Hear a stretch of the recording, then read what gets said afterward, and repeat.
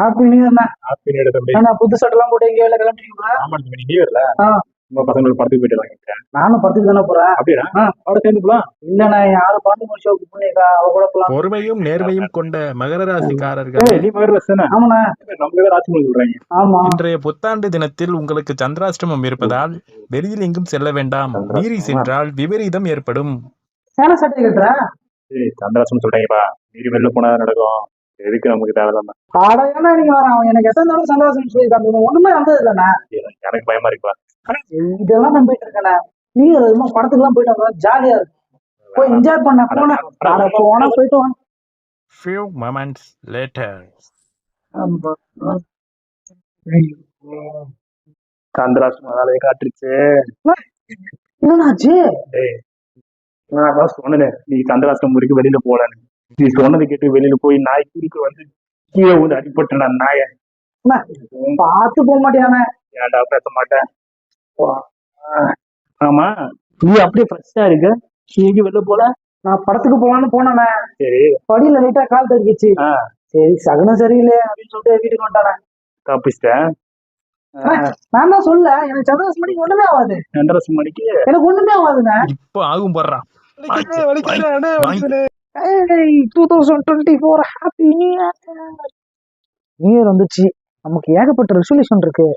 First resolution என்னன்னா, ஜிம்முக்கு போயிட்டு நல்லா பாடி ஃபிட் பண்ணி டயட் மெயின்டைன் பண்ணி ஹீரோ மாதிரி ஆகணும்.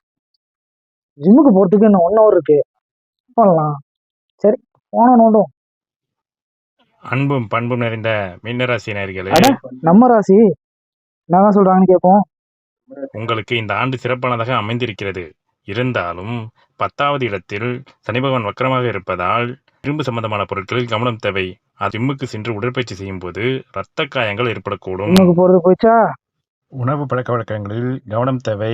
அதாவது டயட் போன்றவைகளை ஈடுபட்டால் உடலில் அலர்ஜி ஏற்படும், ஆரோக்கியம் பாதிக்கப்படும். போச்சு.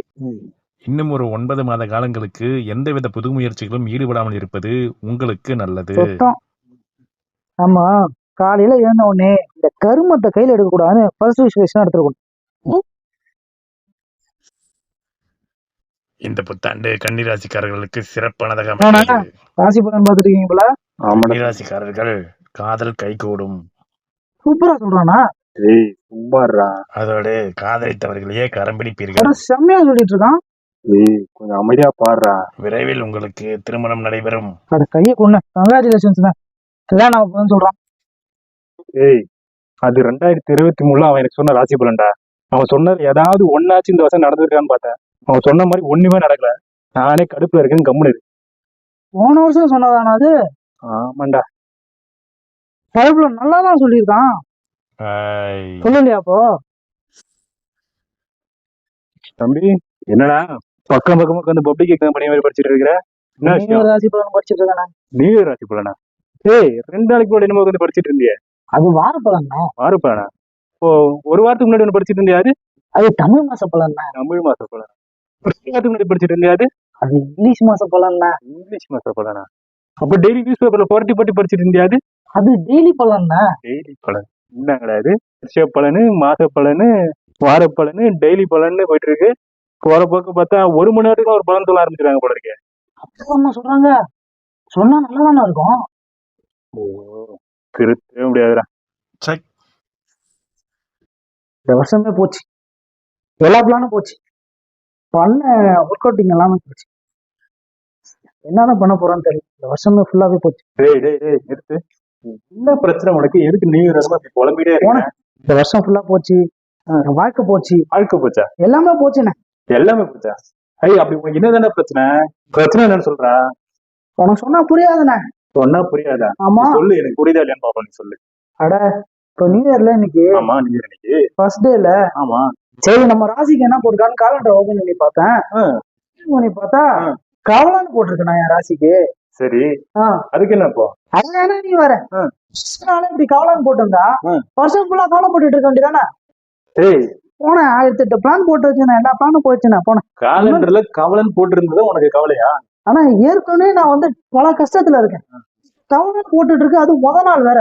இந்த வருஷம் ஃபுல்லா நான் கவலைப்பட்டுட்டே இருக்க வேண்டியதான். காலண்டர் கவலை போட்டுக்கிறது மட்டும் உன் கவலை. ஆமாண்ணா, மத்தபடி உனக்கு வேற எந்த கவலையுமே இல்ல. வேற எந்த கவலையும் இல்லண்ணா. கல்யாணம் எப்ப நான் போலாம் முத நாள் கவலை அதெல்லாம் போட்டு மனசுதான்டா காரணம் தம்பி. அட போனா நீ வர உனக்கு தெரியாத நம்ம மனசுலதான்டா இருக்கு. அட போனா நீ வர சொன்னா கேளுடா.